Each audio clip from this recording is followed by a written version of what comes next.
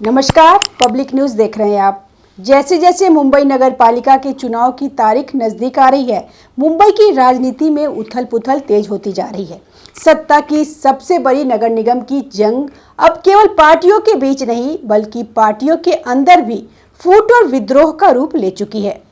इसी बीच उद्धव ठाकरे के नेतृत्व वाली शिवसेना यूबीटी को उस वक्त बड़ा झटका लगा जब पार्टी की तेज तर्रार उपनेता और युवा सेना की कोर कमेटी सदस्य शीतल देवरुखकर शेठ ने संगठन से इस्तीफा दे दिया। इस इस्तीफा को केवल एक नेता के जाने भर की कहानी नहीं है, बल्कि यह ठाकरे गुट की अंदरूनी कलह, टिकट बंटवारे की राजनीति और नेतृत्व पर उठते सवालों की बड़ी तस्वीर पेश करता है। शीतल का जाना ऐसे वक्त हुआ जब उद्धव ठाकरे खुद बीएमसी चुनाव को लेकर बेहद संवेदनशील दौर से गुजर रहे हैं। इसी राजनीतिक हलचल के बीच शिवसेना प्रमुख उद्धव ठाकरे गुरुवार को महाराष्ट्र नवनिर्माण सेना एमएनएस प्रमुख राज ठाकरे के शिवाजी पार्क स्थित आवास पहुंचे। दोनों नेता के बीच करीब 1 घंटे तक बैठक चली, जिसमें बीएमसी चुनाव के लिए गठबंधन और सीट बंटवारे पर चर्चा हुई। हालांकि मीडिया रिपोर्ट्स के मुताबिक बातचीत सौहार्दपूर्ण रही, लेकिन गठबंधन को लेकर अभी भी कई सीटों पर सहमति नहीं बन पाई। यानी एक तरफ उद्धव ठाकरे बाहरी मोर्चे पे गठबंधन साधने की कोशिश कर रहे हैं, वहीं अंदरूनी मोर्चे पे पार्टी में असंतोष लगातार बढ़ता जा रहा है। शिवसेना को असली झटका तब लगा जब शीतल देवरुखकर शेठ ने पार्टी से इस्तीफा देने की घोषणा कर दी। शीतल केवल एक पदाधिकारी नहीं थी, बल्कि उन्हें आदित्य ठाकरे की सबसे करीबी सहयोगियों में गिना जाता था। उन्होंने सालों तक आदित्य ठाकरे के साथ संगठनात्मक और नीतिगत स्तर पर काम किया था। लेकिन असली भूचाल तब आया जब टिकट वितरण के बाद मातोश्री के बाहर शिवसेना के ही कार्यकर्ताओं ने हंगामा शुरू कर दिया। वहीं मातोश्री, जहां कभी बाला साहब ठाकरे के सामने बड़े से बड़े नेता झुककर आते थे, आज वही उनके बेटे उद्धव ठाकरे के खिलाफ गद्दार है के नारे लग रहे हैं। कार्यकर्ताओं का आरोप है कि टिकट वितरण पूरी तरह गुपचुप तरीके से किया गया।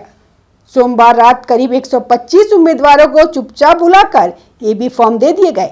उद्धव ठाकरे को लगा कि इस तरह विवाद से बचा जा सकता था, लेकिन नतीजा इसके ठीक उल्टा निकला। मंगलवार सुबह होते होते मातोश्री के बाहर महिला कार्यकर्ताओं की भीड़ जुट गई। कई शाखा प्रमुख और पुराने शिवसैनिक खुलकर विरोध करने लगे। उनका कहना था कि दशकों की मेहनत के बावजूद उन्हें नजरअंदाज किया गया, जबकि परिवारवाद को खुलकर बढ़ावा दिया गया। वार्ड नंबर 202 से पूर्व मेयर श्रद्धा जाधव को टिकट दिए जाने पे सबसे ज्यादा नाराजगी देखने को मिली। आरोप है कि वह अपने बेटे पवन जाधव के लिए टिकट चाहती थी, लेकिन पार्टी ने बेटे की जगह दोबारा उन्हें ही उम्मीदवार बना दिया। इससे स्थानीय महिला कार्यकर्ताओं में भारी गुस्सा है। एक महिला शाखा प्रमुख ने कहा, हम 36 साल से पार्टी के लिए काम कर रहे हैं, धूप में घूमते हैं, झंडे लगाते हैं, वोट जुटाते हैं, लेकिन टिकट हमेशा परिवार वालों को ही मिलती है, तो फिर हमारा काम क्या है। कुछ महिला कार्यकर्ताओं ने यह भी आरोप लगाया कि श्रद्धा जाधव कार्यकर्ताओं से मिलती तक नहीं है।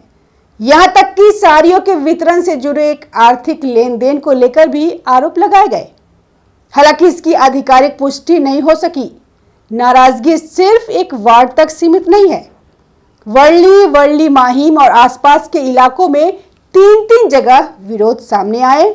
वार्ड नंबर 197 मनसे को दिए जाने से शिवसेना के स्थानीय नेता नाराज है। उनका कहना है कि वर्षों तक मेहनत करने के बाद अब उनसे कहा जा रहा है कि वे मनसे के उम्मीदवार के लिए प्रचार करें। वार्ड नंबर 196 में आशीष चेंबुलकर की पत्नी को टिकट दिए जाने पर भी परिवारवाद के आरोप लगे हैं। महिला शाखा प्रमुख और युवा सेना के कई पदाधिकारी खुलकर असंतोष जता रहे हैं। मुंबई के बाहर भी हालात अलग नहीं है। छत्रपति संभाजीनगर में राशिद मामू को टिकट दिए जाने पर स्थानीय नेताओं ने खुलकर विरोध कर दिया। उनका आरोप है कि यह वही नेता है जिन्होंने जीवन भर शिवसेना और हिंदुत्व का विरोध किया। ऐसे उम्मीदवार का समर्थन करना उनके लिए असंभव है। राजनीतिक विश्लेषकों का कहना है कि टिकट वितरण को छुपाकर रखने की रणनीति उल्टी पड़ गई। अगर टिकट सार्वजनिक रूप से घोषित होता तो नाराजगी सामने आती और उसे संभालने का मौका मिलता। लेकिन नामांकन की आखिरी तारीख तक उम्मीदवारों के नाम छुपाकर रखने से कार्यकर्ताओं को दूसरे विकल्प तलाशने का मौका भी नहीं मिला। यही वजह है कि आज पार्टी में रहकर भी कई नेता कार्यकर्ता भीतर से टूट चुके हैं। सवाल यह है कि क्या ऐसे नाराज कार्यकर्ता चुनाव में दिल से प्रचार करेंगे? वहीं शीतल का जाना केवल उद्धव ठाकरे के लिए ही नहीं, बल्कि आदित्य ठाकरे के लिए भी बड़ा झटका माना जा रहा है। शीतल को आदित्य ठाकरे की कोर टीम का हिस्सा माना जाता था। ऐसे में उनका आरोप आदित्य ठाकरे की नेतृत्व क्षमता और संगठन पर पकड़ पर भी सवाल खड़े करते हैं। राजनीतिक गलियारों में यह चर्चा तेज हो गई है कि क्या आदित्य ठाकरे अपने ही गढ़ वर्ली विधानसभा क्षेत्र में पार्टी को संभाल पाने में असफल हो रहे हैं। बीएमसी चुनाव के लिए वर्ली विधानसभा क्षेत्र में टिकट बंटवारे के बाद असंतोष खुलकर सामने आ गया है। एबी फॉर्म वितरण के बाद कई इच्छुक उम्मीदवारों और स्थानीय पदाधिकारियों ने नाराजगी जताई। इस असंतोष की गूंज सीधे मातोश्री तक पहुंची, जिसके बाद आधी रात को उद्धव ठाकरे को खुद हस्तक्षेप करना पड़ा। उन्होंने नाराज नेताओं और कार्यकर्ताओं के साथ बैठक की और पार्टी अनुशासन बनाए रखने की अपील भी की। सूत्रों के मुताबिक बैठक के बावजूद नाराज नेता मानने को तैयार नहीं है। खबरें यहां तक की है कि वर्ली विधानसभा क्षेत्र में करीब 10,000 कार्यकर्ता और पदाधिकारी सामूहिक इस्तीफे की तैयारी कर रहे हैं। अगर ऐसा होता है तो ठाकरे गुट के लिए वर्ली से एक भी सीट निकाल पाना बेहद मुश्किल हो जाएगा। यह वही वर्ली है जिसे आदित्य ठाकरे का गढ़ माना जाता है। इस असंतोष की पहली झलक वार्ड 193 में देखने को मिली, जहां हेमांगी वर्लीकर को उम्मीदवार बनाए जाने के बाद स्थानीय नेता सूर्यकांत कोहली ने इस्तीफा दे दिया। सूर्यकांत का आरोप है कि उनसे पहले टिकट का वादा किया गया था, लेकिन अंतिम समय पर उन्हें दरकिनार कर दिया गया।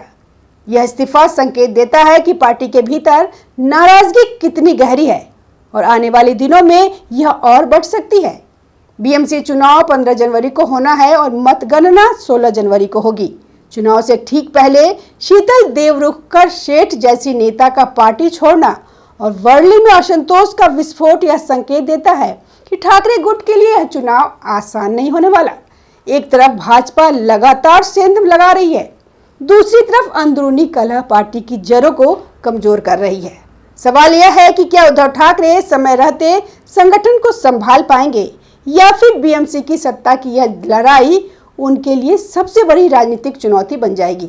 मुंबई बीएमसी चुनाव अब सिर्फ शिवसेना बनाम भाजपा या महायुति बनाम विपक्ष की लड़ाई नहीं रह गई। यह लड़ाई अब ठाकरे गुट के अंदर नेतृत्व, वफादारी और सम्मान के सवालों पर भी लड़ी जा रही है। शीतल देवरुखकर सेठ का इस्तीफा और उनका आरोप आने वाले दिनों में और नेताओं को बोलने की हिम्मत दे सकता है। अगर यह सिलसिला जारी रहा तो बीएमसी चुनाव से पहले ठाकरे गुट के लिए हालात और भी मुश्किल हो सकता है। अब देखना होगा कि उद्धव ठाकरे इस संकट को अवसर में बदल पाते हैं या यह संकट उनकी पार्टी की सबसे बड़ी कमजोरी बनकर उभरता है। धन्यवाद। हमारे वीडियो को लाइक कीजिए, शेयर कीजिए, कमेंट कीजिए और चैनल को सब्सक्राइब जरूर कीजिए। ताज़ा खबरों से जुड़े रहने के लिए हमारे चैनल को सब्सक्राइब करें और बेल आइकन को दबाना ना भूलें, ताकि हर खबर की नोटिफिकेशन आपको मिलती रहे।